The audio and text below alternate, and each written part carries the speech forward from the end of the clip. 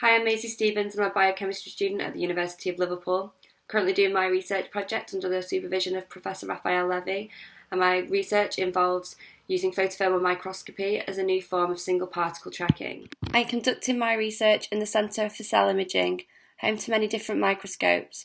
The photothermal microscope uses the absorption properties of its labels rather than fluorescence. I've been using gold nanoparticles or colloidal gold, which is basically a suspension of gold particles in the nano size range. They're really useful as they have unique optical, electronic and molecular recognition properties.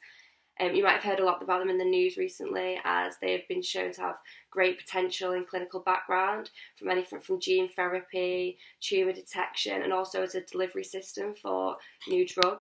The photothermal microscope has been installed with a Nanonis AtomTracking module. This allows tracking by using the photothermal signal detected from a particle with a feedback loop to a piezoelectric stage, which moves the sample in response to signal in order to follow the particle in real time, thence determining a trajectory.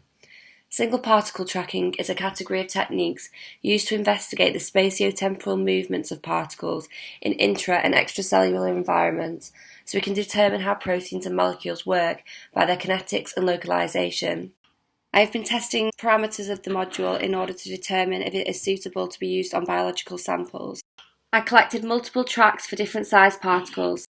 By plotting the mean squared displacement against the time interval function, the diffusion coefficient can be calculated and then the size of the particle predicted. MSD plots are used in single particle tracking to determine how a molecule is moving, i.e. if it is in Brownian motion or directed motion.